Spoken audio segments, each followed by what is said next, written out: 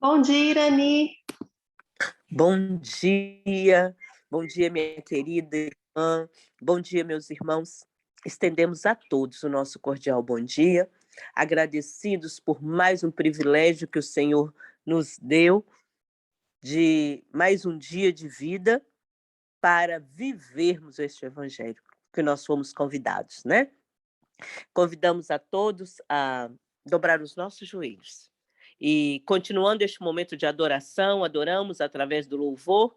Vamos continuar este momento de adoração agora com a palavra de oração. Convidamos o nosso irmão Odair. Irmão, vamos fazer 2 orações? Eu vou fazer uma e você faz a outra. Aqueles que puderem, vamos dobrar os nossos joelhos, meus queridos. Oremos ao nosso Deus. Pai, muito obrigada por mais um dia de vida. Obrigada porque o Senhor se faz presente aqui. Confiamos pela tua palavra que diz: onde estiver 2 ou 3 reunidos em meu nome, ali estarei. Neste momento, agradecidos pela tua presença, queremos te pedir, autorizar o Senhor a falar aos nossos corações. Trazemos os nossos corações, Pai querido, para serem transformados pelo teu poder. Te pedimos que o Senhor nos liberte do pecado e que o Senhor nos converta a ti. Se o Senhor nos converter, verdadeiramente seremos convertidos.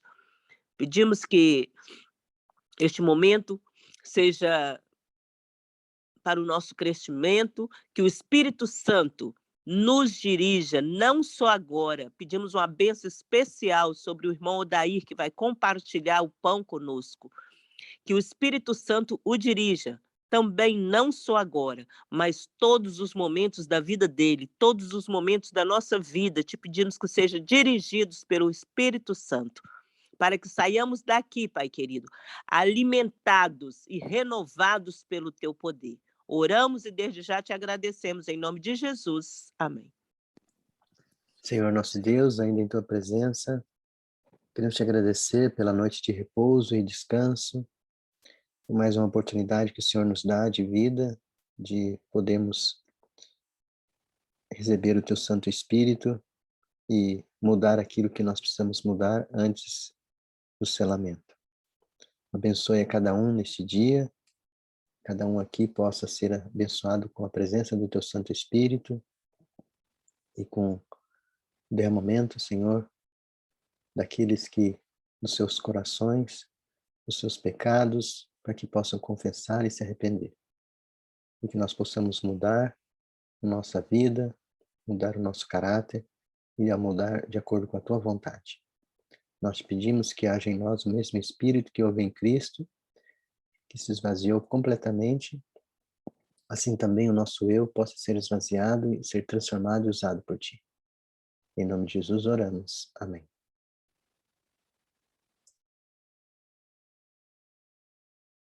Meu irmão, nós costumamos dizer aqui que a voz é sua, mas a mensagem é do Senhor. Que o Senhor te abençoe, que o Senhor nos abençoe. E os momentos que se seguem agora, você será dirigido pelo Espírito Santo.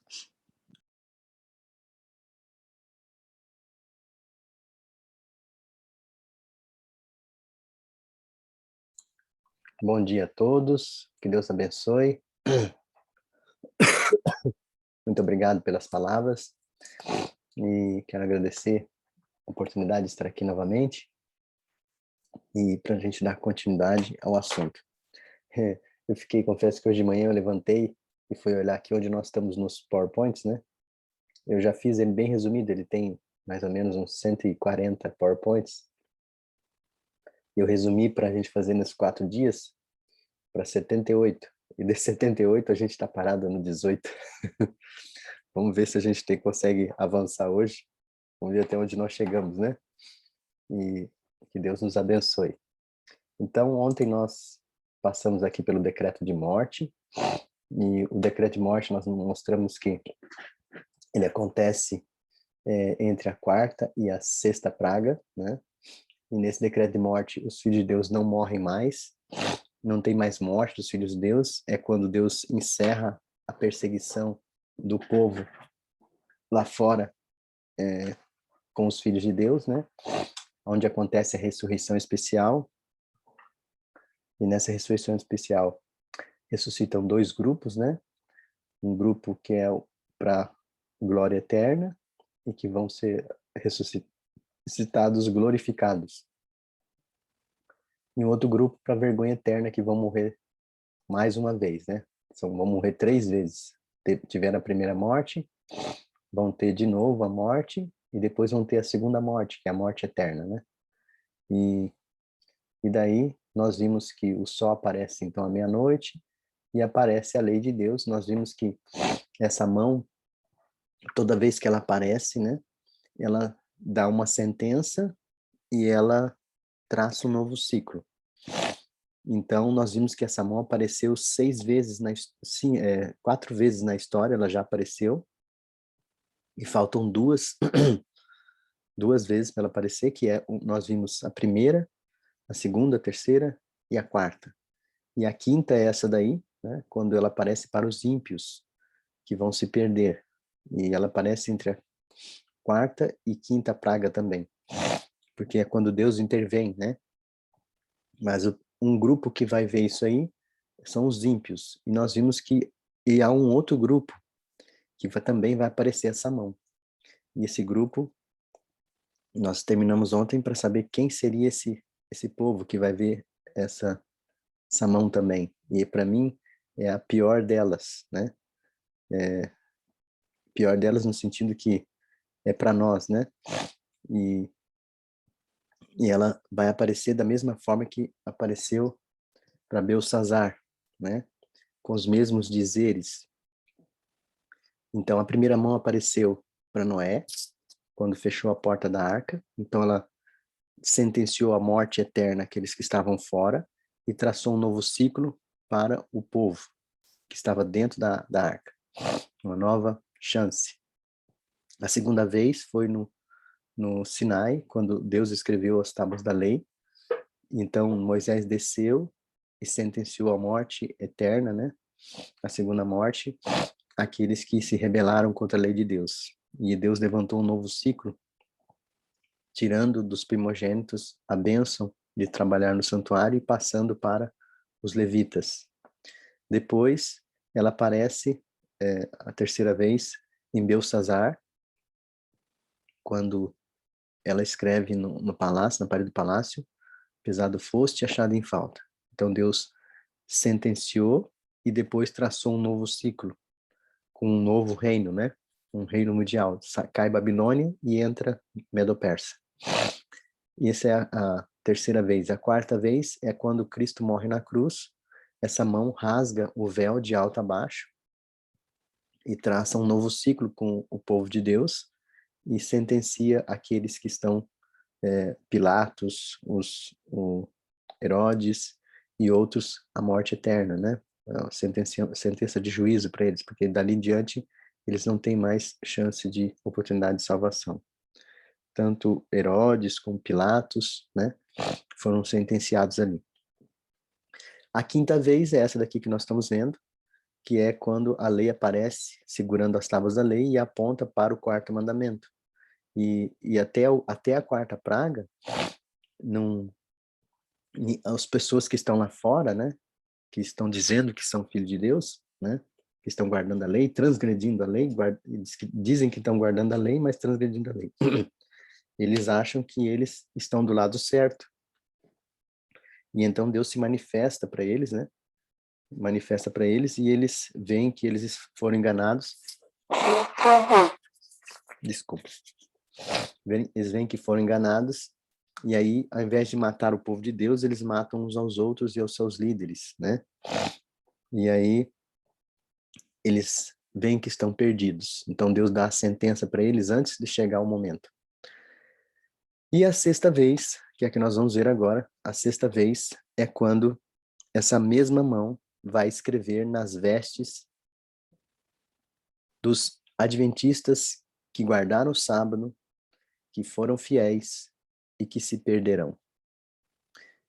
Essa eu costumo dizer que é a pior delas, né? Então essa mesma mão vai escrever nas vestes daqueles que são ex-adventistas, que guardaram o sábado, né, e se perderam. E nós vamos ver esses textos. Então, vamos dar uma olhada aqui nos textos. Vamos ver aqui, explicando cada um dos momentos que essas mãos apareceu, né? Então, aqui está em Fé pela Qual Eu Vivo, página 14, parágrafo 1º. A hora em que Jesus expirou, alguns sacerdotes estavam cumprindo o ritual no divino templo e haviam sentido o terremoto, e no mesmo instante o véu que dividia o Santo do Santíssimo foi rasgado de alto a baixo. Por quê? Por aquela mesma mão misteriosa que no palácio de Belsazzar escrevera as palavras que selaram a sorte de Babilônia. Então, nesse texto aqui, a gente já vê duas mãos. A do palácio de Belsazzar, né? E a mão que rasgou o véu do templo. E aí, Primeiros Escritos, página 36, vai dizer o seguinte: vi que os 4 anjos que seguravam os 4 ventos até que a obra de Jesus estivesse terminada no santuário celestial, e então vieram as 7 últimas pragas. Então, as 7 últimas pragas só vai vir depois que Jesus der a sentença no santuário, quando ele terminar a obra. Estas pragas, o que elas fizeram? Enfureceram os ímpios contra quem? Contra os justos. Pois pensavam que que nós havíamos trazido juízos divinos sobre eles, e que se pudessem livrar a terra de nós, as pragas cessariam. Então, por que eles pensam assim? Porque lembra que eu falei para vocês ontem? Satanás reinando com eles em Jerusalém. Então, as pragas caindo e eles dizendo, tá vendo? Essas pragas estão caindo, porque o mundo evangélico diz que as pessoas terão uma segunda oportunidade. Então, um grupo vai reinar com Satanás em Jerusalém, e eles dizem que um outro grupo vai passar por um tempo de angústia, que são as pragas, e se não se arrependerem nesse tempo de angústia, vão se perder por toda a eternidade. Mas se arrependerem, terão a chance ainda de reinarem e entrarem na cidade, e reinarem e receber a vida eterna. Então, os ímpios lá fora estão acreditando que tem uma segunda oportunidade. Satanás reinando com entre aspas, com os salvos falsos em Jerusalém, vai dizer, vocês estão passando por esse tempo de angústia, vocês estão passando por essa tribulação e vocês precisam se arrepender. Eu já disse que não é mais o sábado, é o domingo. Então, vocês, por favor, mudem. Se vocês não mudarem, vocês vão receber as pragas. Então, o mesmo Satanás, ele diz que ele incentiva, diz que ele mesmo que incentiva que seja dado um prazo e seja imposto um decreto de morte. Para aqueles que não se arrependerem, então vão ser mortos. Então, entre aspas, para o mundo, Satanás vai estar sendo justo. Olha, ele está dando um prazo, está dando oportunidade, a gente está tendo a segunda chance. Vocês vão rejeitar a segunda chance? Ou vocês vão continuar se rebelando? E aí vai continuar um povo fiel dizendo, não, isso aí não é Deus, isso aí é Satanás. Imagina a grande aflição que vai ser. Então aí sai o decreto para que se matarem os santos, o que fez com que esses clamassem dia e noite por livramento. Não sei se vocês se lembram lá atrás que eu falei para vocês que a angústia de Jacó acontece só com esse grupo que está depois das pragas, depois do decreto de morte. Porque é no decreto de morte que vem a angústia de Jacó, não é antes. As pessoas estão dizendo, a angústia de Jacó já estamos passando por ela. Não, a angústia de Jacó é só para aqueles que não vão morrer mais, que vão fazer parte desse grupo especial, que não vai morrer mais, depois da primeira praga. Então, esse grupo, depois que cai a primeira praga, esse grupo não morre mais, tá? Então, vamos lá na sequência. Ela mesma diz aqui, ó, este foi o tempo de angústia de Jacó, ou seja, depois do decreto de morte. E esse está em Primeiros Escritos, página 36. Então, vamos lá no próximo texto. Então, todos os santos clamaram com angústia de espírito e alcançaram o livramento pela voz de Deus. Agora, olha só quem são esses santos que ela descreve. Os 144.000 triunfaram e sua face se iluminou com a glória de Deus. Então, ela está mostrando qual é o grupo que vai estar vivo e salvo depois do decreto de morte. São 144.000. E aí, esse grupo é que não vai passar pela morte e vai ver Jesus voltar em glória e majestade. Os outros que vieram, todos morrem como mártires e vão ressuscitar na ressurreição especial. Existem duas ressurreições. Aliás, são três, né? A ressurreição especial, que nela inclui os salvos, que vão ressuscitar glorificados, e os ímpios que perseguiram a Cristo. As pessoas, quem é que vai fazer parte da ressurreição especial? Herodes, Pilatos, os sacerdotes. A Sonate diz que não é só isso. Diz que são todos os perseguidores dos fiéis filhos de Deus de todas as épocas que vão ressuscitar como Marte não, como na ressurreição especial, para ver Jesus voltar, mas eles vão morrer, porque eles vão se perder. Então não é só os soldados, Pilatos e os sacerdotes que levaram a Cristo à cruz. A Senhora diz que são todos aqueles que perseguiram o povo de Deus em todas as épocas. Então, uma das ressurreições, se Caim não se arrependeu, é nessa ressurreição que ele vai ressuscitar, né? E aí vão ressuscitar para ver Jesus voltar e vão se perder, porque eles não creram na mensagem. Mas junto com esse grupo está aqueles que morreram desde 1844 para cá, que a Senhora diz que são duas características da ressurreição especial. São aqueles que morreram após 1844 e guardaram o sábado. Então, são duas características. Então, guardaram o sábado e pregaram as três mensagens angélicas, que começou após 1844. Esses fazem parte da ressurreição especial. Mas existe uma outra ressurreição, que é a depois dessa, que é quando Jesus já está, porque esses vão ressuscitar para ver Jesus com a nuvenzinha aparecendo, mas eles já ressuscitam glorificados, aquela nuvenzinha da metade da mão de um homem vai se abrindo, então eles veem o céu se abrindo. E então Deus dá o seu sonido e ele ressuscita todos de Adão salvos, né? De Adão até então. Então ressuscita aquela grande multidão, né? Mas quem está vivo, 144 mil, que eles veem a ressurreição especial, e depois, junto com os 144 mil, os da ressurreição especial, vão ver a ressurreição dos fiéis de todas as épocas, né? Dando sequência aqui ainda. Agora, eu costumo dizer o seguinte, que, como que eu falei para vocês ontem, que a grande multidão que vai estar viva no tempo do fim são duas. Os fiéis filhos de Deus salvos e a multidão, uma grande multidão de adventistas nominais que vão se perder, mas que acham que estão salvos. Eu vou mostrar esses textos para vocês, que a Senhora mostra dizendo que um grande número dos que estão vivos no tempo do fim são os salvos e os ex-adventistas, que estão perdidos. Então, olha só o que ela diz aqui. Foi-me mostrado, então, uma multidão que ululava. Em sua agonia e em suas vestes estava escrito, em grandes letras. Então, olha só a mão escrevendo nas vestes desses. Pesado foste na balança e foste achado em falta. E a senhora vai perguntar, quem que é aquela grande multidão? E o anjo vai responder para ela. Então, a mão que escreveu para os ímpios, nas tábuas, agora também escreve nas vestes daqueles que são adventistas do sétimo dia que se perderam.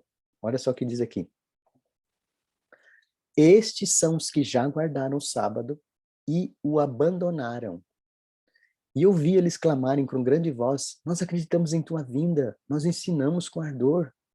E enquanto falavam, seus olhares caíam sobre as suas vestes e vinham escrito então e choravam em alta voz.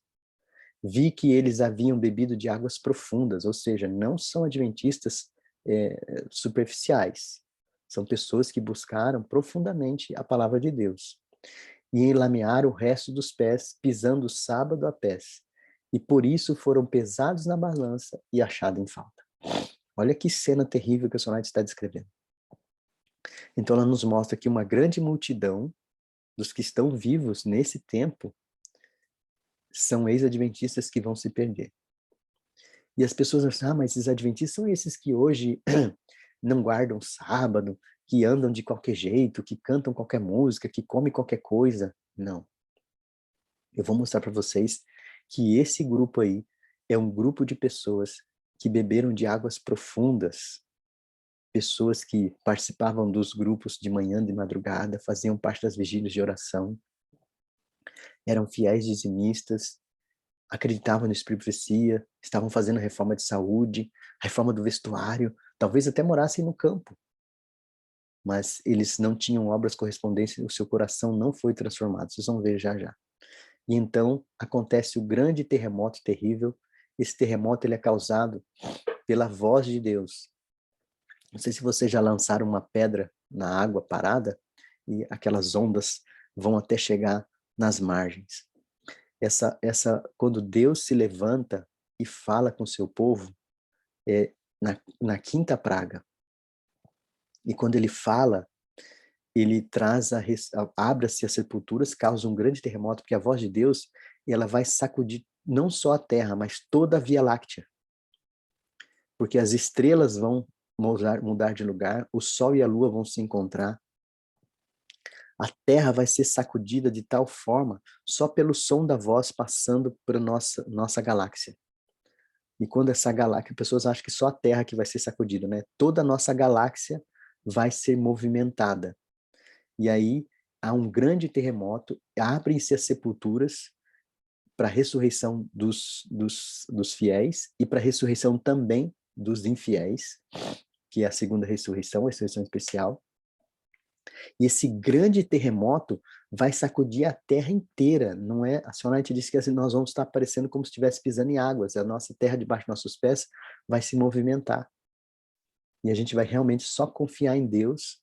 E eu entendo que essa vai ser uma manifestação muito forte do poder de Deus, porque é o livramento, que lembra que eu falei para vocês que quando termina a perseguição, é nessa praga que termina a perseguição do povo de Deus, que é na quinta praga, e eles agora se voltam para Babilônia. Então, as 4 primeiras, Deus dá uma praga para o povo, os seguidores de Babilônia. As 3 últimas pragas é o juízo da grande Babilônia. Então, Deus agora vai para os líderes, né? Então, pastores infiéis, a senhora diz quais são esses pastores, né? E as pessoas acham que são só pastores lá fora do mundo evangélico, mas são pastores nossos que ela está falando, né? Que guiaram o povo para a desobediência à lei de Deus. E ela diz assim, que disseram que o povo fiel eram hereges, né? E é exatamente o que nós estamos vendo acontecer hoje. E aí essa perseguição começa a ampliar. E aí, quando chega nesse momento, Deus termina essa perseguição. E agora ele começa a perseguir, voltar a perseguição para aqueles que perseguiram o povo de Deus. E então cessa a perseguição do povo de Deus e começa a perseguição de Babilônia e os seus líderes. E nesse terremoto terrível que isso acontece. E depois, então, a ressurreição, né, dos justos e dos ímpios que eu falei para vocês, está lá em Tessalonicenses 4,16, que eu já falei aqui. E aí Deus vai dizer o dia e a hora da sua vinda. É nesse mesmo terremoto que Deus fala o dia e a hora, porque para o povo é um terremoto e trovão. Para os fiéis é a voz de Deus. Assim como Moisés, quando subiu no monte, ouvia a voz de Deus e o povo ouvia trovões, assim também no tempo do fim, aqueles que não tiverem o selo de Deus vão ouvir trovões e relâmpagos e barulho, mas o fiel povo de Deus vai escutar que é a voz de Deus. E o que ele faz? Ele diz o dia e a hora da sua vinda. Está em Grande Conflito, página 646. Isso acontece antes da vinda de Cristo, e não é no dia seguinte. Então nós vemos que isso acontece na quinta praga, e ainda tem mais 2 pragas para acontecer. Então, é um período curto, mas é um período. Não é no dia seguinte, eu particularmente, né, creio que são 7 dias, né, mas isso é só uma interpretação minha, eu posso estar enganado, mas o que dá certeza é que é um período curto e que não é no dia seguinte e também não é no mesmo dia, porque ele marca o dia e a hora, né? Então, ele marcando o dia, não é o mesmo dia, porque se é o dia, é hoje, então seria hoje, ele só marcaria a hora. Então, ele marca para frente o dia e a hora. Então, nós vamos saber o dia e a hora da vinda de Cristo, antes dele vir. Assim como Noé soube 7 dias antes o dia do juízo. O dia do juízo que aconteceria sobre o povo, o fechamento da porta da graça para aquele tempo. Porque quando fechou a porta da arca, representando o fechamento da porta-graça para os antediluvianos. E depois surge no Oriente uma pequena nuvem negra, né, da tamanho da metade da mão do homem, não é nem de uma mão inteira, né?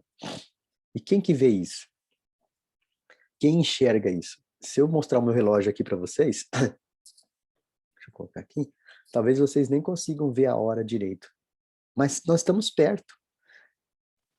E a gente não consegue ver a hora de um relógio que está bem perto da gente, é menos de meio metro. E quando o avião, daquele tamanho que ele está lá no céu, ele fica pequenininho, né? Agora, se um avião daquele tamanho no céu fica pequeno, que tamanho ficaria a metade da mão de um homem no céu?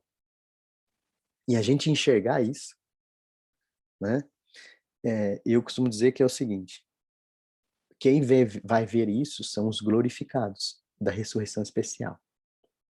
Porque eles já ressuscitam, o Sr. White diz que eles já ressuscitam com o corpo glorificado. E como glorificados, eles não estão presos nem ao tempo nem ao espaço, a sua visão é já uma visão desanuviada, e eles olham e veem a comitiva celestial já se deslocando em direção à Terra e apontam para lá. E nós, ainda que, pela graça de Deus, se a gente ainda estiver vivo, né, a gente vai ver uma metade da mão de um homem, é ali aquela nuvenzinha escura, né, que essa é escura e vai abrindo, né, e aí nós vamos ver os seres celestiais. E então acontece a segunda vinda de Cristo, que é Apocalipse 1:7. Então nós vemos uma sequência de eventos. A palavra de Deus, apenas inspirada, fornece então um roteiro detalhado. E os judeus fizeram a mesma coisa que nós fizemos hoje. Então nós começamos uma marcação de tempo a partir de 1844. Nós estamos vivendo os dias atuais e a maioria do povo está esperando o decreto dominical, que é o último sinal, que é a última chance, que é o último momento, para então fazer as reformas que precisam ser feitas, para então fazer a mudança, né? Só que esperar o decreto dominical é se sentenciar à morte, porque a maioria nossa, Satanás tem levado hoje o nosso povo a acreditar que o decreto dominical é a nossa última oportunidade. Assim como o mundo evangélico diz que quando o arrependimento acontecer haverá uma grande tribulação e terão uma segunda oportunidade, assim como a Igreja Católica diz que há um purgatório, que aqueles que não foram nem muito maus e nem muito bons vão para lá para ter uma segunda oportunidade, nós estamos fazendo isso com o decreto dominical. Olha, a gente vai ter ali um momento, um aviso de Deus para a gente poder se preparar. E eu vou dizer para você com toda certeza, aqueles que esperarem esse momento não vão se salvar. Não vão. E isso baseado no está escrito. Então nós vamos ver que isso é um engano de Satanás. Depois vem o fechamento da porta da graça, né? E aí, pragas e perseguição, e começam as pragas. Então Deus dá um sinal de que a porta da graça está fechada para todos. Isso aí é para o mundo. Para o mundo, Deus dá um sinal de que a porta da graça está fechada para todos. E o sinal que Deus dá para a gente fazer duas coisas: fugir e parar de pregar o evangelho. Então, o sinal para a gente fugir e parar de pregar o evangelho é a primeira praga. Quando a primeira praga cair, é hora da gente fugir e parar de pregar o evangelho. Por que parar de pregar o evangelho? E por que fugir? Porque depois da primeira praga, significa que Jesus sai do santuário celestial, do Santíssimo, e deixa a intercessão. Não tem mais um intercessor. Se não tem mais intercessor, não tem mais chance de salvação para ninguém. E se não tem mais chance de salvação para ninguém, não existe mais pregação do evangelho. Deus não vai fazer a gente ficar perdendo tempo pregando o evangelho para quem não vai mais se converter. Se ele terminou a sua obra, Deus é justo, né? Então, se terminou a obra, agora é hora de fugir e se esconder, e esperar um tempo. E aí, depois disso, vem a falsa vinda de Cristo, que eu mostrei, já falei para vocês ontem, né? Que é a falsificação da vinda de Cristo por Satanás. O decreto de morte. Depois vem a lei e as tábuas e o sol aparece e a lua ao mesmo tempo, né? Um grande terremoto que nós vimos, a ressurreição especial, o dia e hora anunciado e a pequena nuvem. E depois a segunda vinda de Cristo. Agora, olhando para isso, onde é que a gente vai encaixar, então, a experiência do ladrão da noite? Onde é que acontece? Porque se eu estou me preparando para um evento, eu estou me preparando para a vinda de Cristo. O evento que eu estou aguardando é a vinda de Cristo. E Cristo vem como ladrão aqui? Então, por isso que eu falei, comecei o estudo com vocês dizendo que aqueles que estão se preparando para a vinda de Cristo, aguardando a vinda de Cristo, e entendendo que Cristo vem como ladrão nesse tempo, estão perdidos, porque estão enganados. Estão se preparando para o evento errado, aguardando o evento errado, e Cristo vai vir como ladrão para eles no momento que eles não esperam. A vinda do ladrão não é o momento onde nós estamos esperando. Ou alguém aqui falou assim, não, hoje é o dia do ladrão vir, vamos se preparar? Se a gente soubesse, a Bíblia, se a gente soubesse o dia da vinda do ladrão, a gente se prepararia antes. Mas não existe aviso quando o ladrão vem. Ou seja, a gente pressupõe que quando o ladrão vem, nós estamos despreparados para recebê-lo. Nós não sabemos, no sentido de que ele não sabemos quando ele vem. Mas devemos estar prontos. Então, vamos dar uma sequência aqui? Deixa eu pegar aqui. Então, onde nós vamos encaixar a experiência do ladrão da noite? Onde nós encaixamos esse evento? Então, Tessalonicenses 5:2-4 diz, pois vós mesmos bem sabeis que o dia do Senhor virá como quê? Como ladrão. Pedro 3:10, também como ladrão. Apocalipse 3:3, também como ladrão. Então, essa expressão, ela aparece várias vezes na Bíblia, e a Ellen White também usa essa expressão. Nós vamos ver os textos dela. Mateus 25, de 1 a 13, nós vamos ver o que está acontecendo ali. Mateus 25, 1 a 13, nós temos ali a parábola das virgens. É a única parábola, a Ellen White diz que é a única parábola que o tempo dela não é presente, é futuro. Porque Jesus começa as outras parábolas, se você olhar na Bíblia, dizendo assim, e o reino dos céus é semelhante. E a parábola das virgens, como assim, o reino dos céus será semelhante. Ou seja, ele está aplicando essa parábola para o fim. E o livro Parábola de Jesus, Ellen White diz que essa parábola se aplica ao povo de Deus remanescente no tempo do fim. E nós vemos que ela está se aplicando para nós no nosso tempo.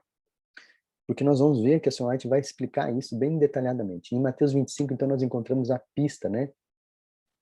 Jesus apresenta a parábola das 10 virgens, dizendo que essa aplicação é futura, né? Que será semelhante. E aí, no verso 6, a gente lê o seguinte, ouviu-se um grito, né?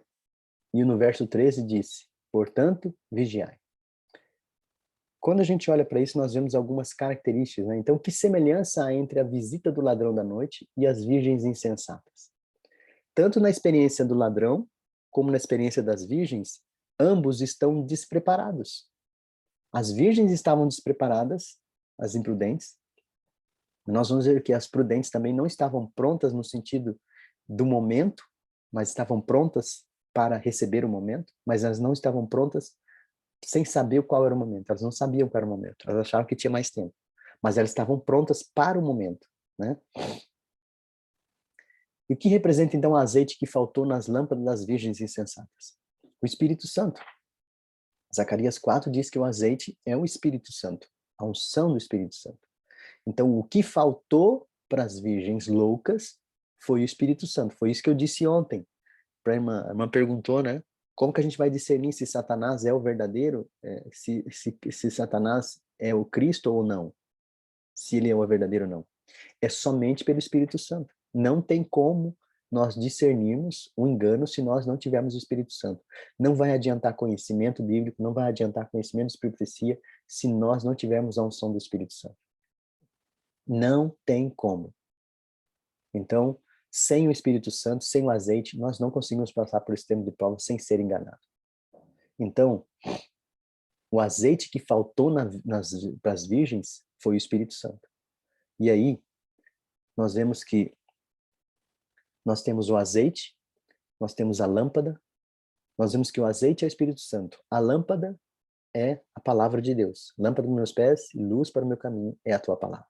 Então, o Espírito Santo e a lâmpada. A lâmpada, a palavra de Deus. Nós temos que usar as duas coisas, a palavra de Deus e o Espírito Santo. Mas o que é a palavra de Deus? As pessoas dizem, a palavra de Deus é a Bíblia, né? É a luz maior. Vocês já viram esse termo que é usado por aí, né? Que a Bíblia é a luz maior. Eu vou talvez escandalizar você. E algumas pessoas dizem que isso aqui, Espírito e Profecia, é a luz menor, né? Então, a luz menor que guia a luz maior, algumas pessoas, esse texto, a Senhora diz assim que Satanás trabalharia no tempo do fim para fazer com que o povo desacreditasse do Espírito e Profecia. Eu só faço uma pergunta para vocês. Quem é a autoridade que inspirou esse livro? Quem é a Espírito autoridade? Santo. Espírito Santo e Jesus, né? E eu pergunto, quem é a autoridade que inspirou esses livros? Espírito Santo, Jesus.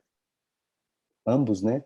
Então, quando eu digo assim, que isso aqui é luz menor, isso aqui é luz maior, será que eu estou dando a mesma autoridade? Ou estou dando autoridade diferente? Será que eu, entre aspas, né, estou dizendo que o que os evangélicos pregam, ou os da nova era pregam, de que há um Deus maior, que gerou um Deus menor, que esse Deus menor tem outro Deus menor abaixo dele?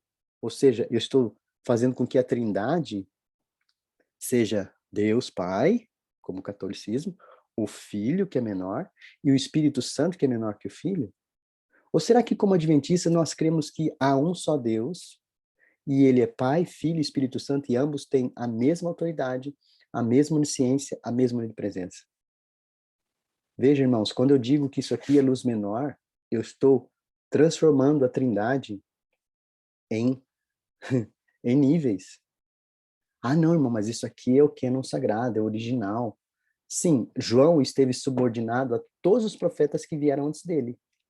Assim como todos os profetas, Daniel foi subordinado a todos os profetas que vieram antes dele. Assim como Ellen White está subordinada a todos os profetas que vieram antes dela.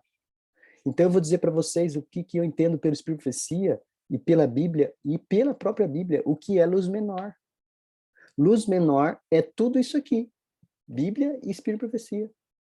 Então, tanto a Bíblia como a Espírito e Profecia são luzes menores, que conduz à luz maior, que a Senhora White diz o que é essa luz maior, e a Bíblia também diz o que é a luz maior. A luz maior é Cristo. Ele é a luz maior. A Bíblia e o Espírito e Profecia nos conduz a Cristo, que é a luz maior. A Bíblia diz que Cristo é a luz maior. Eu sou o sol da justiça. O Espírito e Profecia tem um livro chamado Caminho a Cristo. Vocês já viram algum livro do Espírito e Profecia assim, Caminho à Bíblia? É Caminho a Cristo. Então, tanto isso como isso tem o autor é a mesma autoridade. Então, eu não posso dizer que isso aqui é luz maior. Porque se é o mesmo autor, eu estou dizendo que ele tem autoridade diferente. Então, tanto isso como isso é palavra de Deus para adventista. Pode não ser para o mundo evangélico, mas para adventista, isso é palavra de Deus. Conselhos de Deus para adventista são leis para adventista fiel. Aqueles que querem fazer o seu jeito, da sua forma, eles vão arranjar meios. Ah, isso é só um conselho. Assim também como muitas pessoas do passado disseram que isso aqui é só um conselho. Então, a luz maior é Cristo. E a Bíblia e a Espírito e Profecia são luz menor. Lá em Apocalipse, fala de uma mulher que está vestida de quê? A mulher santa está vestida de quê? De sol. O que é o sol? A Bíblia diz, o sol é o sol da justiça, que é Cristo.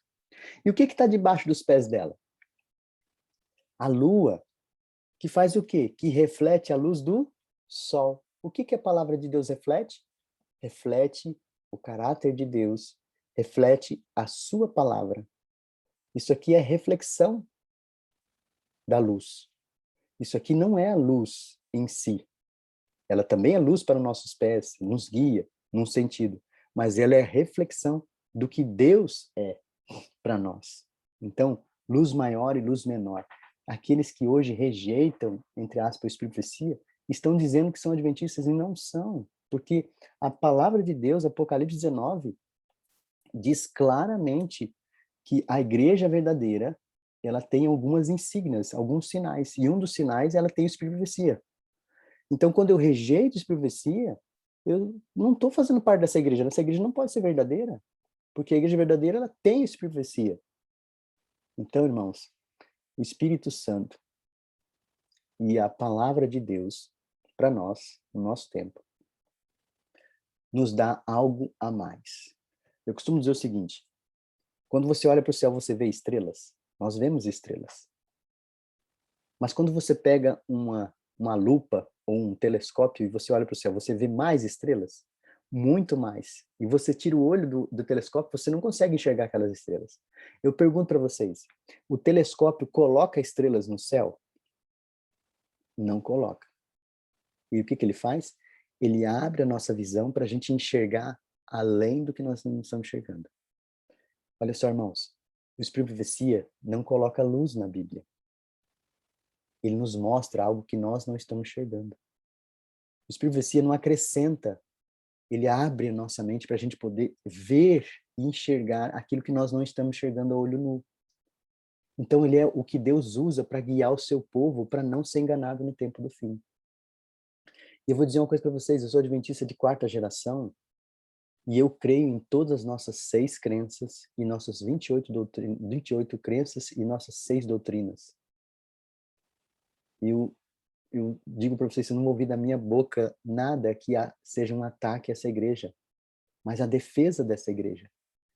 Eu creio que há sim a divindade como Pai, Filho e Espírito Santo, e eles são coeternos, são oniscientes, são onipresentes, são onipotentes. Eu creio em tudo que está descrito em nossas doutrinas. As pessoas estão atacando essa igreja, irmãos. Estão sendo, como se diz, infiéis ao privilégio que Deus deu para nós. E aí, sem o Espírito Santo e sem o azeite, sem a lâmpada, que é o que a maioria do povo não tem buscado, eles ficam em trevas. E quando eles ficam em trevas, eles acham que estão no caminho certo. Eles acham que estão iluminando. Que esse é o caso de Laodiceia. Ela é nua e acha que está vestida. Ela é cega e acha que enxerga. Ela é rica, ela acha rica, mas é pobre. Eu só aconselho que vocês comprem de mim ouro provado, vestes e colírio. E representando então aqui o que está faltando nas vestes, o que está faltando na lâmpada das loucas é o Espírito Santo. E isso vai fazer com que elas não possam entrar na festa. E aí, como seria possível para os adventistas do 7º dia experimentarem o despreparo frente à chegada do ladrão da noite por ocasião do retorno de Cristo diante de uma sequência de eventos tão bem definidas, irmãos? Como é que a gente vai ser enganado se a gente elaborou uma sequência de eventos toda ela detalhada?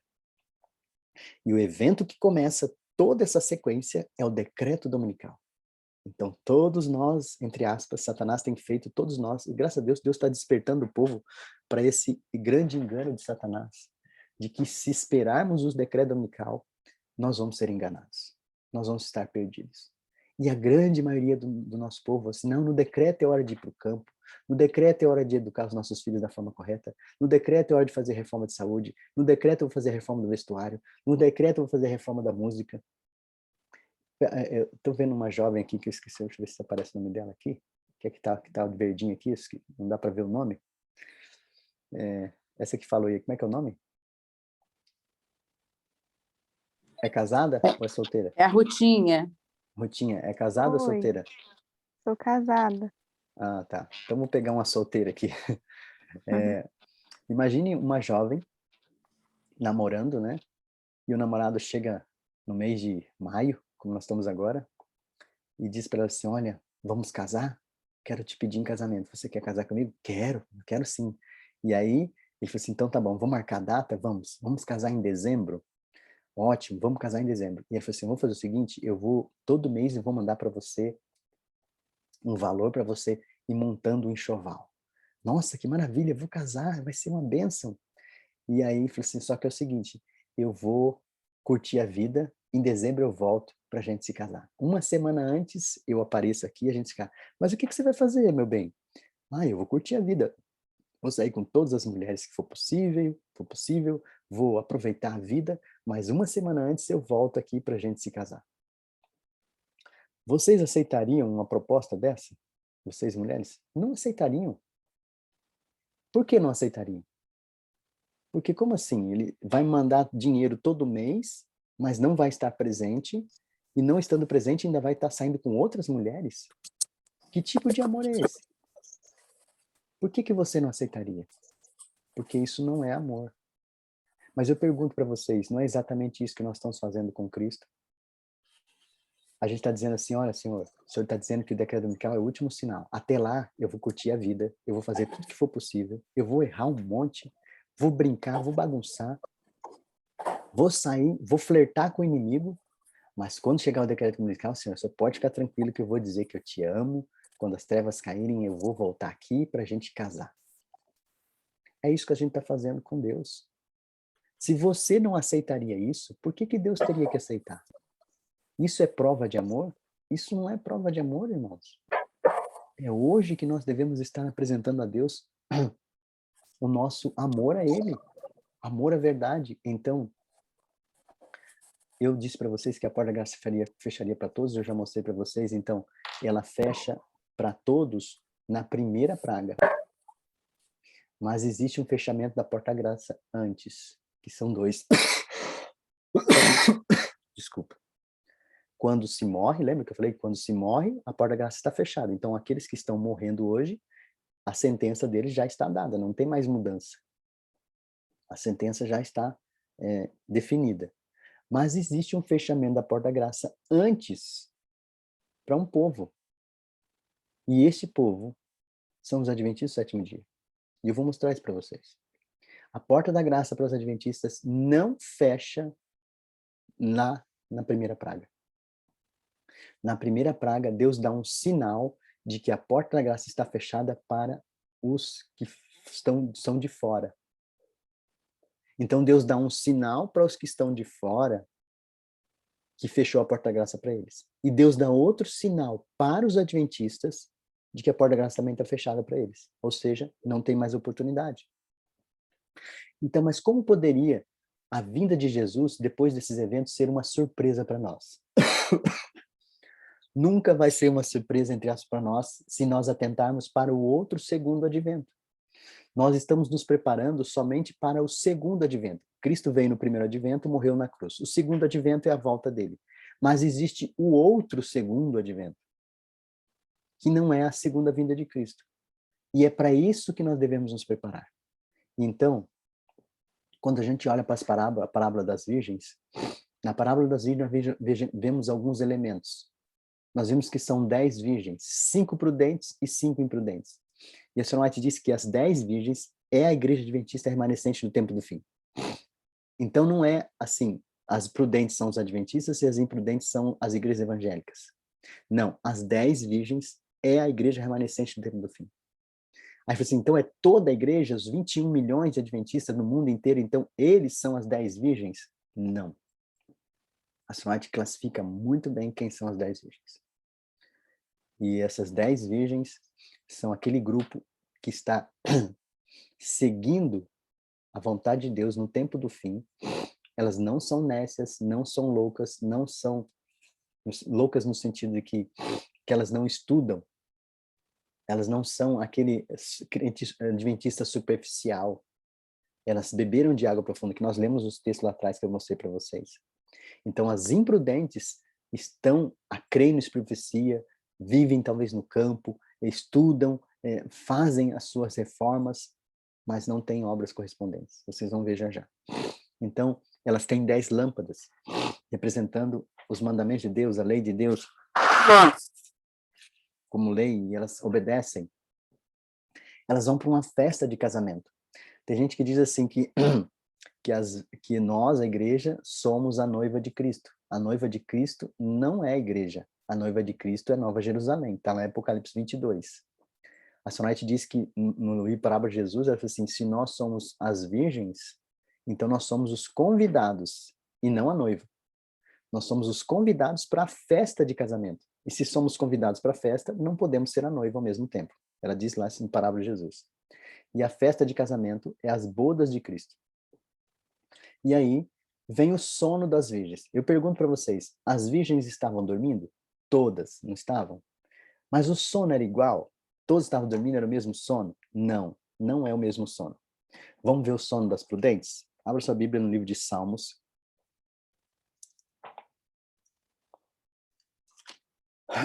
Salmos, deixa eu ver qual capítulo.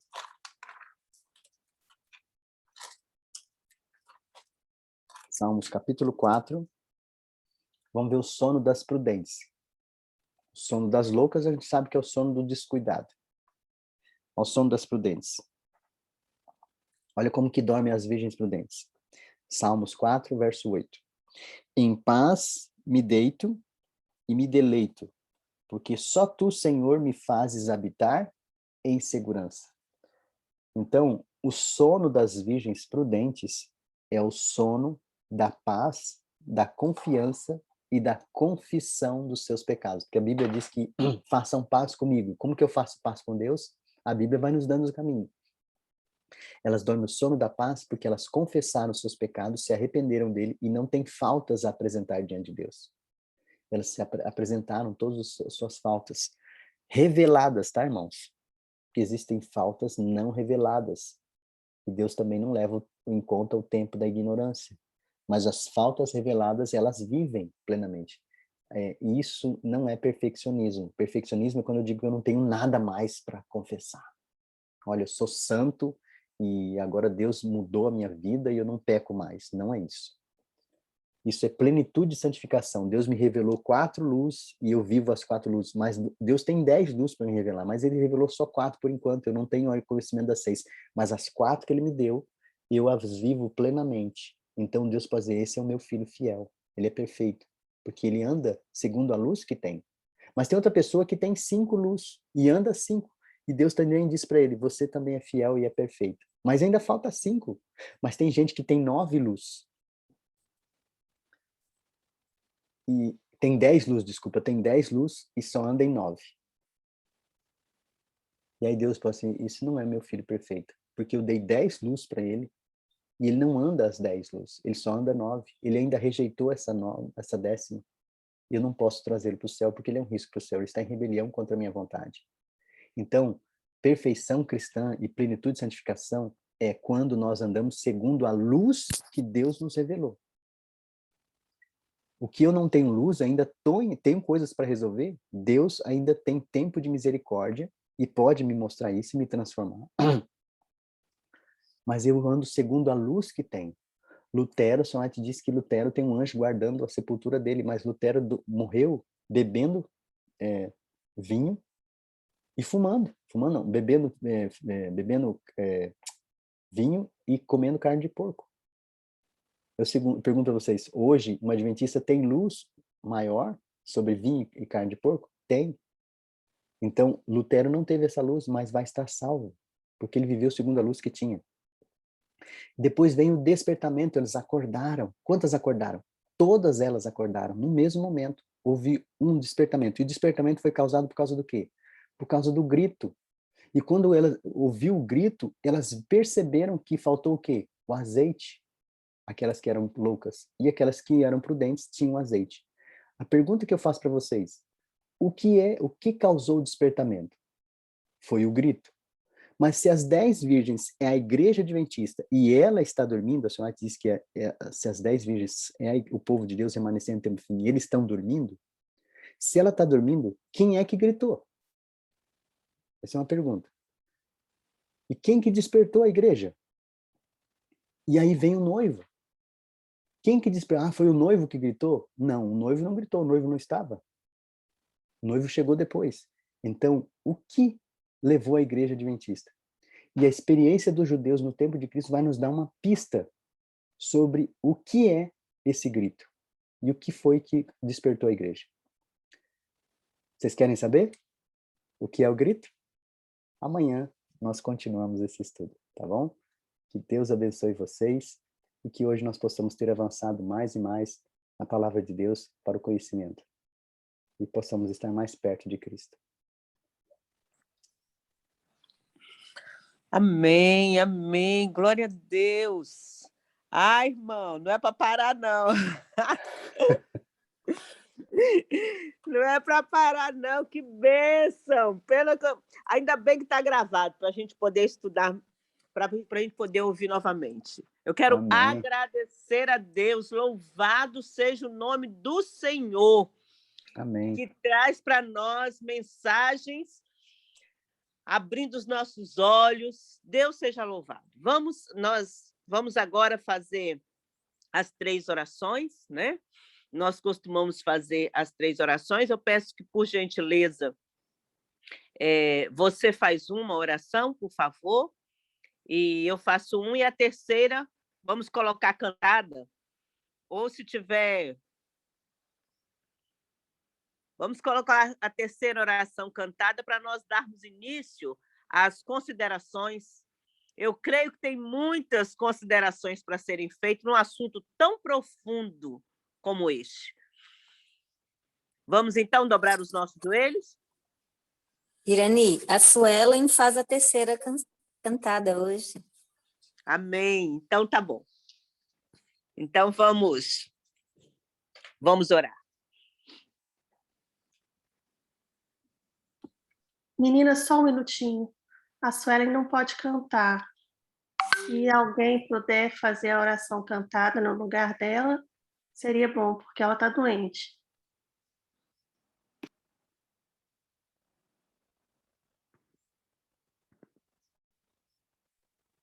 A Rutinha está aí, Rutinha? Estou. Giane também tá, né? Se ela quiser. Então, Eu a Jane... posso, se precisar, eu posso. Então tá. Amém. Deus seja louvado. Então vamos orar. Sou eu que oro ou alguém que ora? Pode orar, irmão. Então oremos. Bondoso Deus e Pai, graças te damos, Senhor, porque o Senhor é bom e a sua misericórdia se renova a cada manhã. Obrigado, Senhor, porque o Senhor tem nos enviado mensagens que têm sacudido o teu povo, para que eles possam despertar do sono, do torpor, e abrir os seus olhos para o tempo que estamos vivendo. Abençoe esse grupo, essas mulheres, estes homens que estão aqui, as famílias, onde quer que estejam, para que recebam a dose do Espírito Santo que vai os levar até passar para o tempo de angústia, para que nós possamos estar de pé quando Jesus voltar. Derrama sobre nós o teu Santo Espírito, Senhor, e sela-nos com o teu selo, para que possamos reivindicar e honrar o teu caráter. Dá-nos um bom dia na tua presença, em nome de Jesus oramos. Amém. Continuando na tua presença, continuando a oração do teu servo, Senhor, pedimos que o Senhor nos dê um coração sincero, para que possamos viver segundo a luz que nós recebemos, para que tenhamos este sono, nos deitar e ter este sono da paz, Senhor. Amém. Pai querido, derrama sobre nós o teu Santo Espírito. Dê uma bênção especial sobre cada família aqui representada. Amém. Nos ensine a rasgar os nossos corações, Pai. Oramos e te agradecemos em nome de Jesus. Amém. Amém. Minha vida em tuas mãos, meus planos, sonhos sejam teus. Espero sempre em ti, Senhor, pois tua graça me alcançou. Minha vida em tuas mãos, transforma o meu coração, perdoa os pecados meus e faz-me sempre um servo teu. Aqui estou, me entrego a ti, Senhor, em sacrifício vivo de louvor.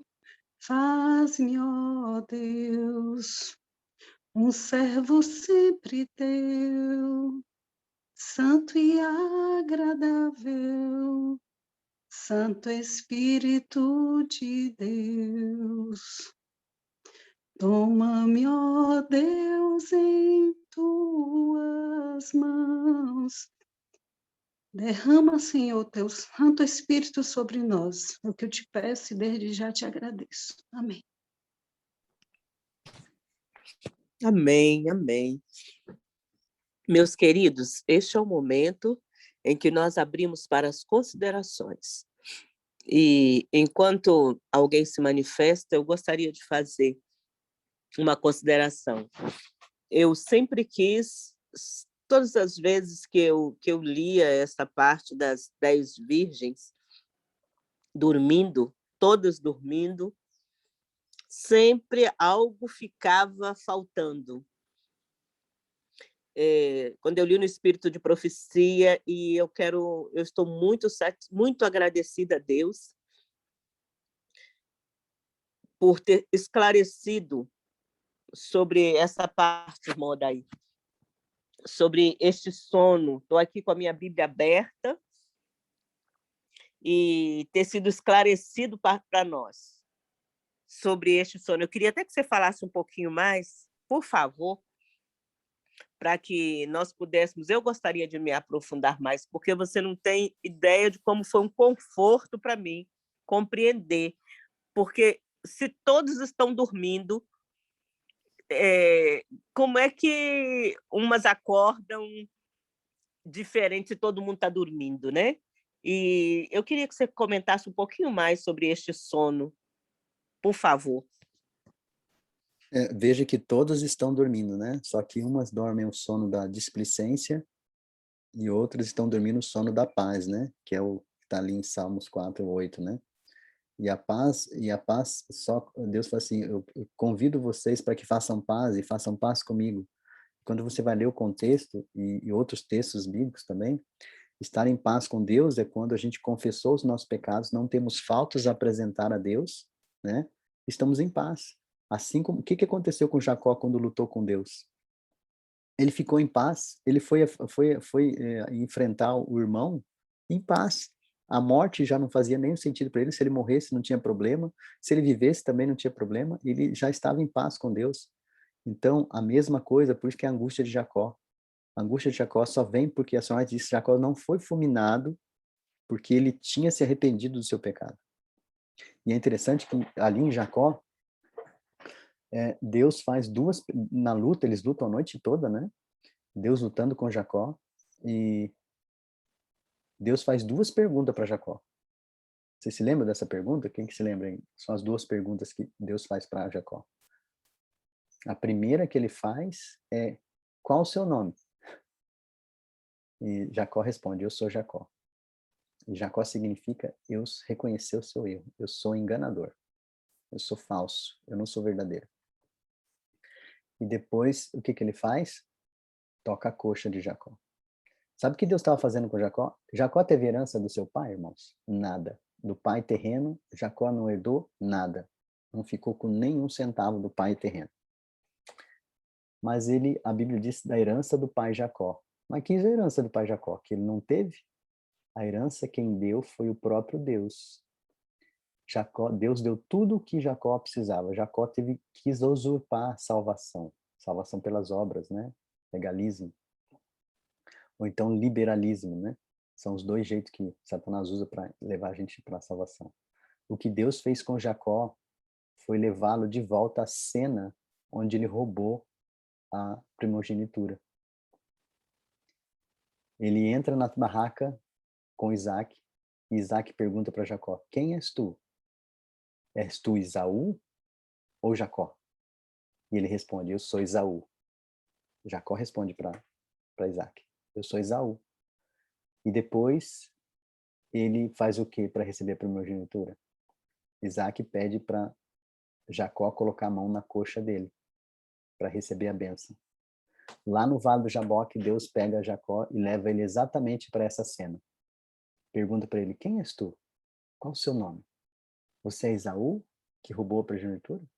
Não, Senhor, eu já me arrependi disso. Eu não sou mais Esaú, eu sou Jacó.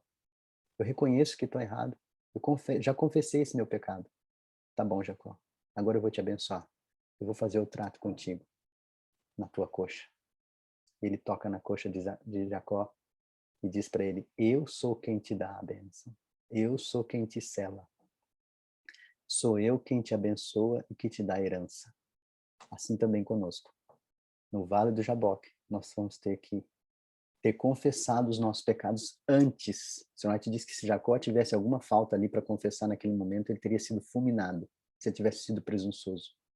Então ele confessou seus pecados antes, entre aspas, ele estava em paz com Deus, E aí ele luta com Deus no Vale do Jaboque, assim como nós também vamos lutar com Deus no tempo de angústia de Jacó. Mas Deus vai nos lembrar, eu sou quem te abençoa. Lá atrás eu já te perdoei. Lá, sabe quando Deus ofereceu perdão para Jacó? Quando ele deitou e sonhou. A Soraya diz que naquele momento, quando Jacó sonhou e viu aquela escada que liga o céu à terra, Deus estava oferecendo perdão para Jacó. Jacó, eu te perdoo. Eu te dou meu filho, que é a escada que liga o céu à terra, por onde os anjos vão circular para ministrar salvação para você. Eu te perdoo, Jacó. As virgens estão dormindo. Como é que estava Jacó? Dormindo.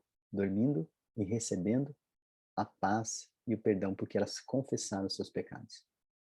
Então, que Deus nos abençoe, que a gente possa dormir o sono da paz. De hoje, confessar todos os nossos pecados. Eu costumo dizer o seguinte, levanta pela manhã ou pela noite, ou sei lá, no seu cantinho escondido, e começa a pedir para o Espírito Santo te lembrar de pecados passados. Aí você vai lembrando lá de coisas da infância, né? Porque, irmãos, não tem jeitinho para salvação. Deus não vai dar um jeitinho para levar você. Ah, mas esqueceu de... Ah, mas isso aqui era porque era pequeno. O Espírito Santo tem o poder para te lembrar de tudo. Então você vai se lembrar e dar nome. Olha, eu fiz isso, eu menti, eu usei de maledicência, eu ouvi coisa que eu não deveria ter ouvido, eu vi coisa que eu não deveria ter visto, eu comi coisa que eu não deveria ter comido, eu toquei em coisa que eu não deveria ter tocado, eu aspirei coisas que eu não deveria ter aspirado. Senhor, me perdoa desse pecado. E aí você vai dando nome aos pecados. Quando você terminar isso, se eu não lembro de mais nenhum, Senhor, aí você põe os 10 mandamentos na sua frente e começa pelo primeiro mandamento. Senhor, quando eu transgredi o primeiro mandamento, me perdoa. E o segundo, o terceiro, o quarto, o quinto. E você vai se confessando todos os seus pecados. E você vai pedir para o Espírito Santo, por favor, me lembra, me ajuda a lembrar de pecados que eu ainda não confessei, para que eu possa confessar e Deus possa escrever lá no meu livro, confessado, perdoado. Confessado, perdoado. E quando Deus terminar isso, essa obra, você pode ser uma virgem prudente, porque você pode dormir em paz. Senhor, eu confessei tudo, eu não tenho mais nada. Lá, na angústia de Jacó, a Senhora diz que quando Deus termina a obra de julgamento, no céu, no santuário, ele lança o incensário. Ele apaga os pecados dos filhos de Deus lá dentro do santuário.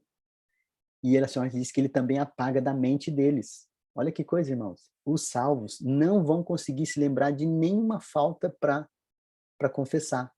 Porque quando Deus apaga de lá, ele também apaga daqui. E isso é maravilhoso. Então, Satanás vai vir tentar você. Olha, você tem esse pecado. Não, mas eu já confessei. Satanás vai tentar colocar diante de nós os nossos pecados. Mas eu já confessei, eu já confessei. Mas se tiver algum sem confessar, irmãos, como é que nós vamos ser? Ela diz que os fiéis e os salvos não vão se lembrar de falta alguma, porque eles já confessaram antes, eles já estavam dormindo em paz. Então esse é o sono da paz que Deus vai nos dar, né? A confiança, porque Ele é fiel e justo para nos perdoar os pecados e nos purificar de todo pecado.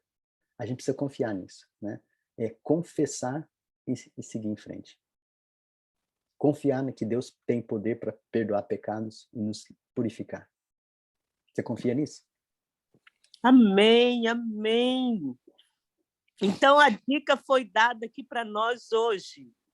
Pegar os mandamentos, dobrar o joelho com Deus, confiar que o Espírito Santo, que Deus está disposto, Ele quer fazer isso, né?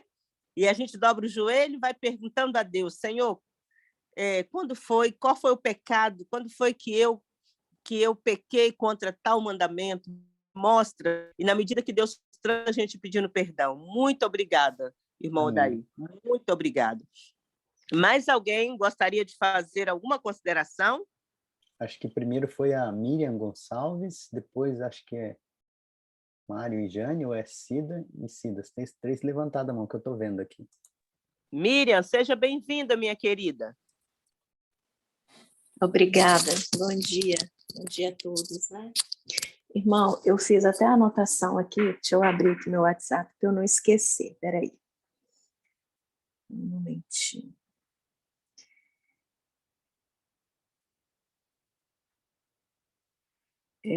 A minha primeira pergunta foi de ontem. Primeiro de hoje, você falando aí dos 144 mil, os 144 mil são as pessoas que vão fazer parte da ressurreição especial. Se eu estiver fazendo alguma pergunta idiota, desculpa. O irmão falou ontem que é melhor errar agora do que errar depois.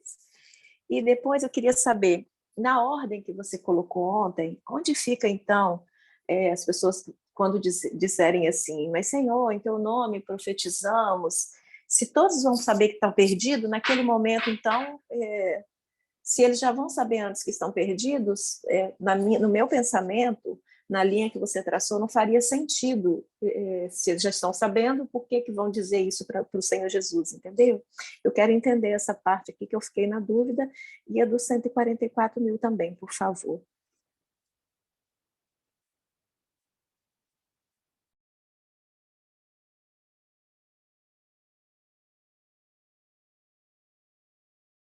O microfone estava fechado, desculpa. Bom, por que eles dizem, Senhor, curamos em teu nome? Eles dizem curamos em teu nome porque eles viram a sentença que eles estão perdidos. Eles querem justificar, Senhor, mas a gente não pode estar perdido, a gente curou em teu nome, a gente fez milagres, como é que o Senhor deixa a gente de fora?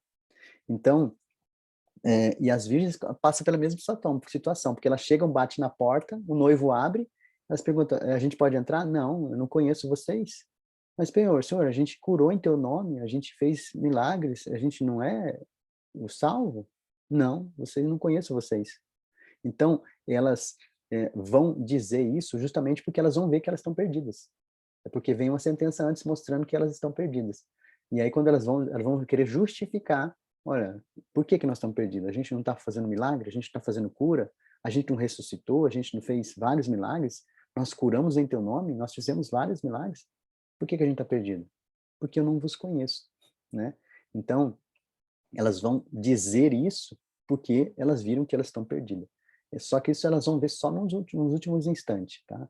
Isso a gente vai, talvez, mais para frente no estudo aqui, a gente vai chegar nesse ponto, né? Quando é que elas vão dizer isso? Né? E por que elas vão dizer isso? Porque é uma demonstração, do mesmo jeito que dá uma demonstração para os salvos que eles estão salvos, e há também uma demonstração para os ímpios que eles estão perdidos.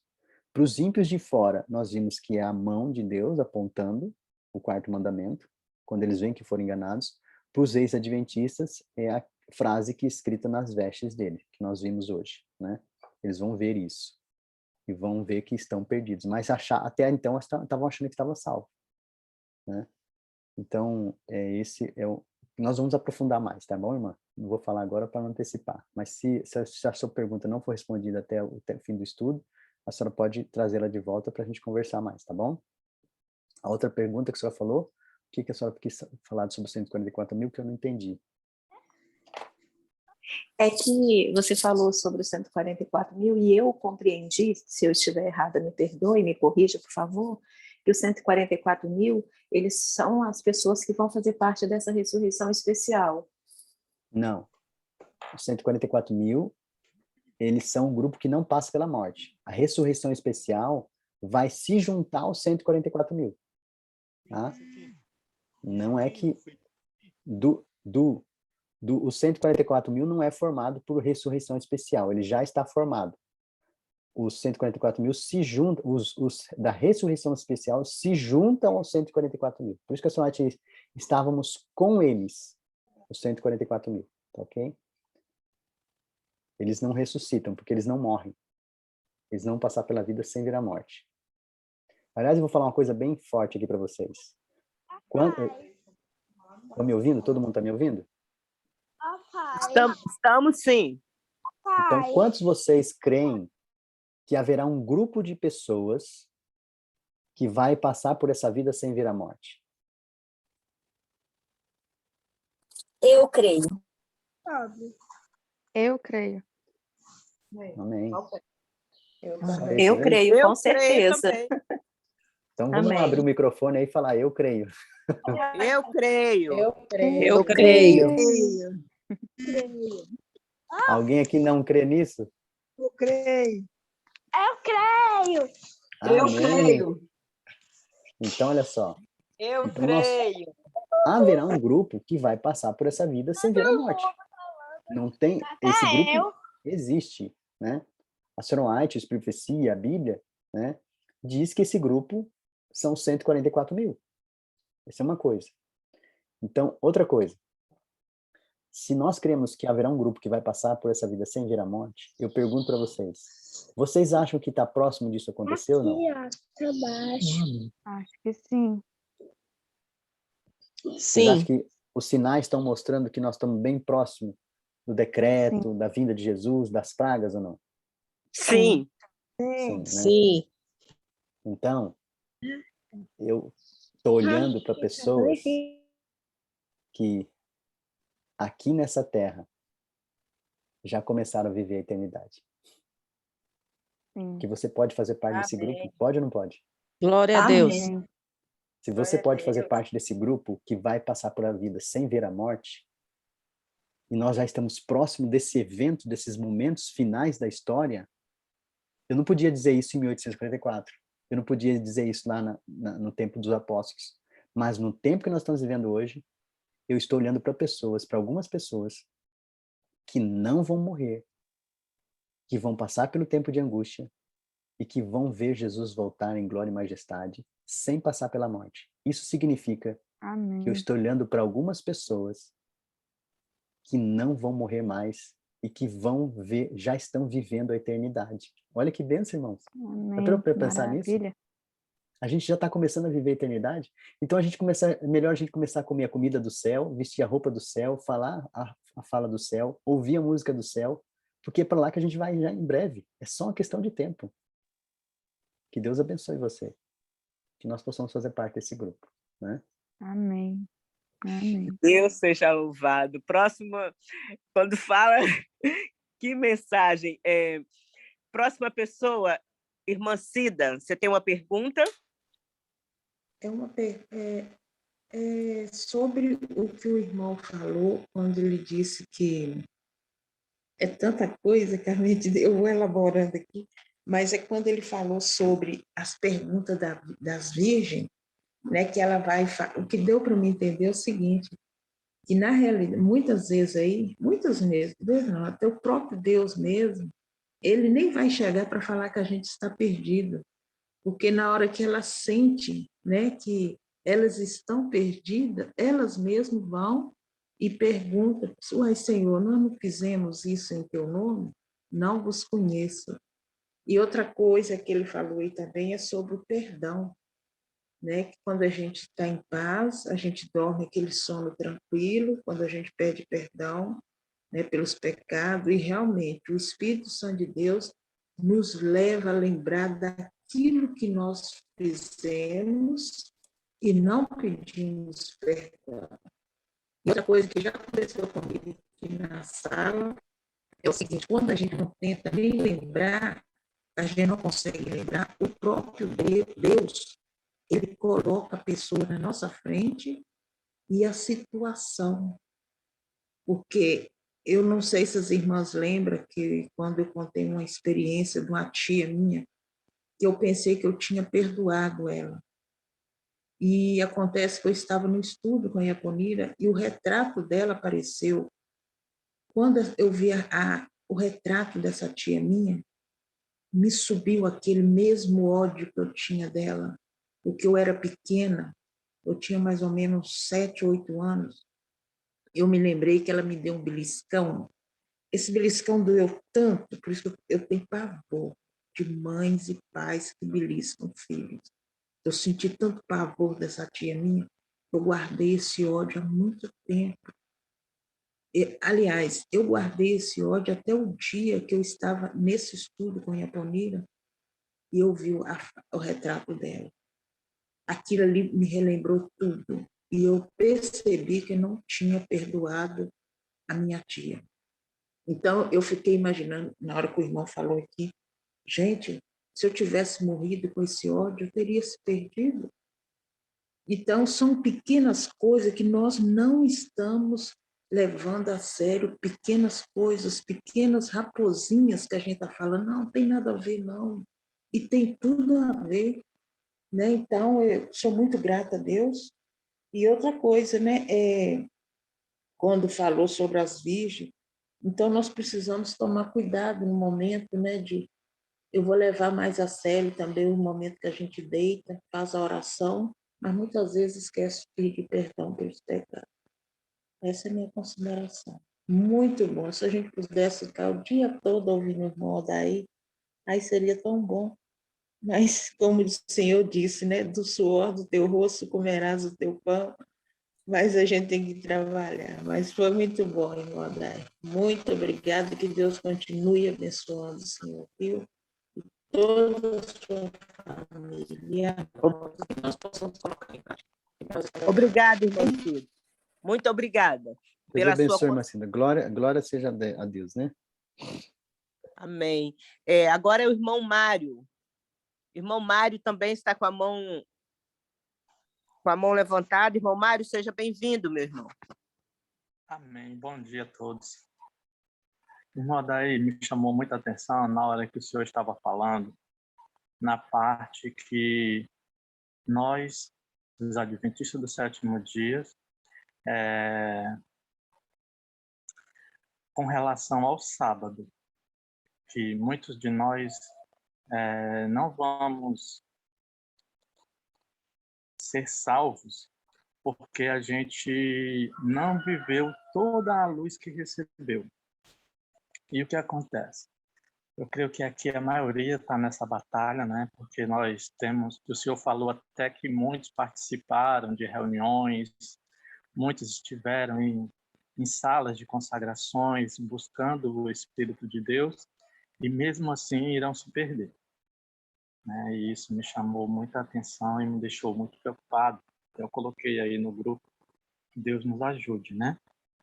Pois todos nós aqui não estamos de brincadeira. Estamos aqui porque nós temos um sonho, temos um desejo que é alcançar a vida eterna. E eu queria que o Senhor continuasse sendo claro, como o Senhor tem sido. O Senhor continue nos orientando pelo poder do Espírito Santo e nos alertando, né, com todas as verdades, porque realmente nós precisamos viver essa verdade. E eu fiquei muito preocupado porque, assim, eu moro ao lado da igreja. Inclusive, toda sexta-feira minha esposa faz a limpeza da igreja e muitas vezes eu ajo. Aí, o que acontece? Geralmente a gente tem que trabalhar e tem que dividir esse momento da limpeza, todas as sextas-feiras. E sempre passa da hora do pôr do sol. E aí eu pergunto ao Senhor, se eu for deixar para esperar, se eu continuar desse jeito, né? Se nós continuarmos assim, até que venha o decreto, eu não vou conseguir. Preciso me organizar junto com minha esposa, com a minha família, para que mesmo diante das minhas lutas, da nossa labuta da nossa casa, né? Do lugar onde a gente mora, e da igreja, eu tenho aqui no pôr do sol, já está louvando ao Senhor? Irmão, olha só, nós estamos aqui no Instituto, né? Que nós temos aqui alunos, nós temos aqui 14 alunos e 15 obreiros, né? Sexta-feira é um dia especial aqui, um dia que nós paramos aqui 2 horas da tarde, todo mundo, mas meio-dia, às vezes meio-dia já está tudo pronto. Então a gente dedica a sexta-feira a limpeza em ordem, mas na verdade na quinta-feira já começa tudo. Então a gente trabalha aqui de domingo a quinta normal, e na quinta-feira a gente vai antecipando já as coisas da semana para sexta-feira. Então a alimentação já é toda preparada na quinta-feira, para não deixar para sexta-feira, e na sexta-feira nós comemos às 6:30 da manhã, que é o nosso horário de jejum aqui, todo mundo, o nosso horário de jejum aqui durante a semana é 6:30. E nós, na sexta-feira, nós não almoçamos. Então, nós, entre aspas, fazemos um jejum com os alunos, né? Alguns aqui fazem jejum completo. Eles comem o último lanche na quinta-feira, né? E só vão lanchar de novo na ceia da sexta-feira, receber o sábado. Eu nunca aconselho pessoas a fazer jejum de sábado, né? Sábado é o tempo da gente estar com Deus, né? Ah, mas o sábado é o dia que eu vou ficar sem comer, que eu tenho minha mente clara e tal. Não, a senhora disse que é um tempo que está com Deus, com a família. Então toda a família vai fazer jejum? Como é que vai ser com os filhos, né? O sábado tem que ser um dia agradável, deleitoso, né? Então, no sábado, a gente faz piquenique com os meninos aqui, a gente sai para andar no meio da natureza, é um dia especial, é um dia de roupa especial, de veste especial, de comida especial, tudo diferente da semana. O domingo tem que ser sempre igual à segunda-feira. A gente não pode deixar o domingo ser diferente da segunda-feira, irmãos. Ou do dia da semana, porque senão os nossos filhos vão interpretar que o melhor dia da semana é o domingo, que eu sempre falo para vocês, falei para vocês aqui ontem. Então, na sexta-feira, a gente termina... A gente tem escala aqui entre nós da gente limpar a igreja também. E escala de limpar a igreja é de quinta-feira, não de sexta. Então, na quinta-feira, a gente vai limpar a igreja, deixa tudo pronto para sexta-feira. O inimigo está trabalhando na sua consciência, irmão. O inimigo não, o Espírito Santo está trabalhando na sua consciência em relação a isso. Ele está te mostrando que está errado. E precisa ser corrigido. Então, prepare a sua casa para que esteja tudo pronto antes de sexta. E o sábado seja recebido antes. A senhora disse que a gente devia parar antes. E é o que a gente tem feito aqui. Uma benção. Então, quando chega aqui 2 horas da tarde, tá todo mundo já pronto, todo mundo já tomado banho, os meninos já estão lá fora, tocando e louvando a Deus, já preparando o espírito, a orquestra já fica ali fora, não vai nem para o salão ainda, porque tem um salão onde a gente faz o culto, que a gente transmite toda sexta-feira. Quem quiser, é no nosso Facebook, o Dair Faria, a gente transmite, e gente do mundo inteiro entra lá para assistir, gente da África, da Inglaterra, dos Estados Unidos, do Chile, entra para participar do nosso culto de pôr do sol. No Facebook, o Dair Faria. E aí, a gente já, quando chega o horário, tá todo mundo já pronto, todo mundo arrumado para receber o sábado, mas não é na hora do pôr do sol. Imagina só, imagine uma visita, vai chegar na sua casa, né? E você começa a arrumar a casa na hora que ela tá para chegar. Você sai correndo, arrumando as coisas, assim, ela tá chegando, e vai arrumando e faz a coisa de qualquer jeito porque ela tá chegando. Isso é uma visita normal, a gente não faz isso, né? A gente prepara a casa antes, que ela já avisou que vai vir na nossa casa, já avisou que horário que ela vai chegar na nossa casa, né? Agora a gente tem uma visita que é especial, né? Que ela é onipresente, onisciente, onipotente, e ela sabe todas as coisas. Então, se eu quiser arrumar a casa em cima da hora, ela sabe que eu arrumei a casa em cima da hora. Então, prepare antes. Isso é um exemplo da nossa salvação. A preparação vem antes e não na hora. Então, preparar-se para o sábado, ele é uma miniatura da preparação para o selamento. Então, eu preparo antes e não na hora. Satanás quer que você prepare na hora. E qual que é a hora que Satanás quer que você se prepare? Quando o decreto sair. É hora de você se preparar. O que Deus está dizendo? Não, se prepare antes. Porque na hora não vai dar tempo, né? A mesma coisa é o sábado, que é uma miniatura da nossa preparação para o selamento. A gente se prepara antes para receber o sábado com alegria. Então, no sábado, os nossos meninos aqui em casa, depois que eles almoçam, eles tomam banho e eles já estão todos prontos para receber o sábado. Então, a gente fica pronto aqui. Então, agora a gente fez uma rotina aqui diferente com os alunos. Então, a gente come 6:30 da manhã na sexta-feira e a gente almoça 4 horas da tarde. Então, a gente almoça às 4, já não janta e nem almoça. Então, a gente sobrou mais tempo para a gente ter mente clara, limpa, e quando a gente acaba de lanchar, a gente sobe para o culto. E aí a gente vai fazer o culto de pôr do sol. Essa é a rotina que a gente está implantando aqui como teste, para ver se esse é o ideal. A gente está sempre mudando as nossas rotinas para fazer o ideal, né? Mas a sexta-feira aqui é uma bênção, então fica tudo limpinho, tudo organizadinho, tudo em ordem. Não que não seja durante a semana, mas na sexta-feira é especial, porque a gente sempre coloca na mente dos nossos jovens e da nossa família que não é o sábado que está chegando, é uma visita. E a visita é Cristo e seus anjos. Ele quer tudo em ordem. Os anjos não gostam de coisas desorganizadas. Se os anjos não gostam, imagine Deus, né? Então a gente prepara tudo, a gente coloca a melhor roupa, a melhor mobília, tudo é especial no sábado. Melhor toalha. Aqui tem uma toalha para a mesa de sábado, tem um enfeite da mesa que é de sábado, tem a veste do sábado, tem um alimento que é do sábado. É tudo separado, a gente não come isso durante a semana. Porque o sábado é um dia que a pessoa especial está conosco. Então tudo é separado. Ok? Então faça antes e não durante. Deixa para fazer isso, faz isso antes. Irmão. Prepare a sua casa antes e prepare a sua refeição também antes. Prepare a igreja, né? Limpe a sua igreja antes. Ok? Ok, Amém. Amém. Meus irmãos, então, a palavra de Deus diz, nós chegamos ao já terminou o nosso tempo, estamos muito agradecidos. A palavra de Deus diz para nós não sermos apenas ouvintes, e sim praticantes. Então, vamos anotar aquilo que nós aprendemos hoje e vamos colocar em prática, porque é este o convite de Deus. Nós temos muito conhecimento, mas precisamos colocar em prática. Que o Senhor nos ajude a colocarmos em prática aquilo que nós aprendemos nesta manhã. Vamos orar para irmos, então, para o nosso irmão Odair. Nós te agradecemos. Eu quero agradecer também a Iaponira, quero agradecer a Júnior, quero agradecer as pessoas que...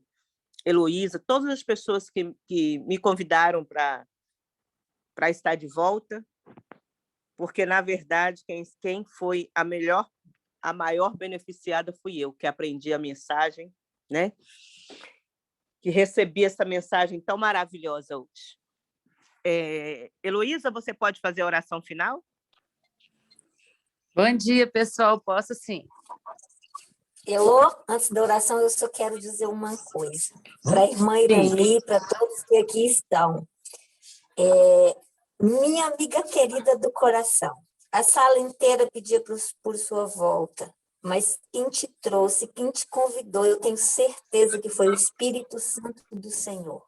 Como ele trouxe as pessoas que estão aqui nessa manhã, trouxe o irmão Odair. Eu levantei a mão, até abaixei, porque a sua consideração foi a minha consideração. O que você falou, eu ia falar. E aí eu falei, Senhor, obrigada. O Espírito Santo já atuou, já manifestou e me basta. E eu louvo a Deus por isso. Podemos orar. Bondoso Deus que estás nos céus, o nosso coração está repleto de alegria. Porque aqui, Senhor, está um povo que está desejoso de ser aquele povo que vai aguardar a tua volta, que vai ver o Senhor voltando nas nuvens dos céus. O nosso desejo, Jesus, é passar contigo toda a eternidade. Mas aqui também, Senhor, tem um grupo de pecadores que ainda falta olhar para alguns mandamentos da tua lei e reconhecer, Senhor, o nosso pecado. Mas nós sabemos que o Senhor é bondoso, longâmino, que a tua bondade, ela se estende essa manhã a todos nós. E é por isso que o Senhor nos trouxe aqui, porque o Senhor quer nos ensinar hoje a parar de pecar. Por isso, Senhor, nós estamos desejosos de olhar para a tua lei, de escrever essa lei nas nossas portas, nos nossos umbrais, no nosso cantinho de oração, e, sobretudo, Senhor, no nosso coração, para que nós não pequemos mais contra Ti. Pai querido, nós estamos recebendo tanta luz aqui nessa sala.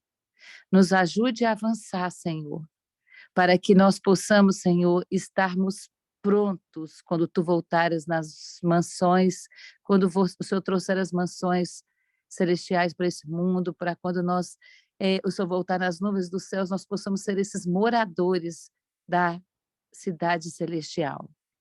Ó Pai querido, abençoe aqui cada família.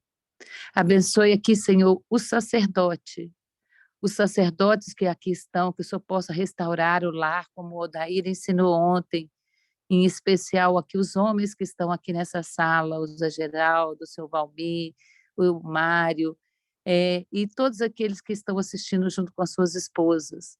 Dê sabedoria às esposas, Senhor, para orarem e jejuarem pelos seus maridos que ainda não assumiram esse papel. Ó Pai amado, Pai querido, nós estamos aqui desejosos de consagrar nossa vida, porque queremos ser moradores do céu quando Tu voltares a este mundo. Nos ajude, nos perdoe dos nossos pecados, que são tantos ainda, Senhor, mas que precisamos de ter força para dizer não. Como diz o Odair, nós estamos aqui treinando para ir para a eternidade. Então, nos ajude, Senhor, a não comer aquilo que o Senhor não quer, a não beber, a não falar, a não ouvir, a vestir a roupa do céu. Nos prepara, Senhor, para este momento. Nos dê força para que nós possamos tomar decisões todos os dias ao Teu lado. Abençoe o Odair, amanhã ele vai voltar, e ele vai nos contar que grito é esse. Qual é esse grito? Que nós possamos estarmos preparados, Senhor, porque 5 são aquelas que vão estar preparadas. Que nós possamos ser essas 5, todos nós aqui dessa sala, as 43 pessoas que aqui entraram hoje, que todas elas possam estar no grupo daquelas pessoas que vão estar preparadas. Nós te rogamos pela tua bondade, pela tua misericórdia, fica conosco e nos traga de volta amanhã, às 5 horas, para nós entendermos o restante dessa mensagem. Nós te clamamos pela tua bondade, pela tua misericórdia no restante do dia de hoje, em nome de Jesus. Amém.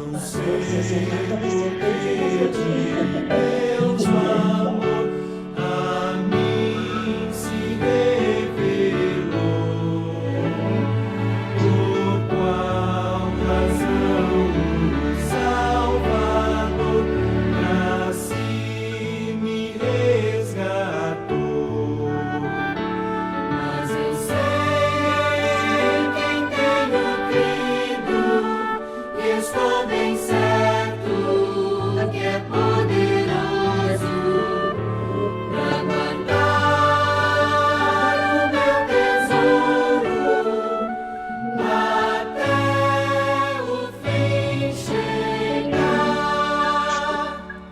Não sei o que de mal ou bem aqui enfrentarei.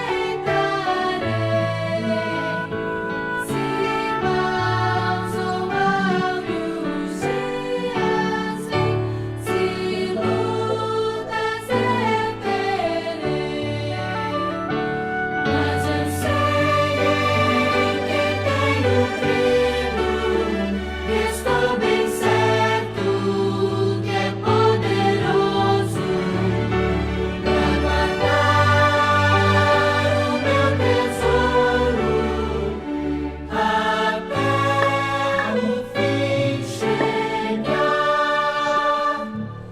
Não sei também o dia em que verei Jesus voltar. Se de manhã, se à tarde vem pra me levar ao lar. Mas eu sei em quem tenho crido, e estou bem certo que é poderoso pra guardar o meu tesouro até o fim chegar.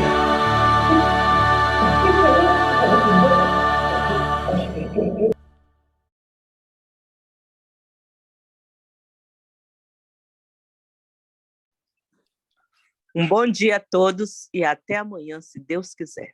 Que o Senhor nos abençoe e nos dê a paz. Bom dia a Até todos. amanhã. Até amanhã. Até amanhã, Bom dia, até amanhã.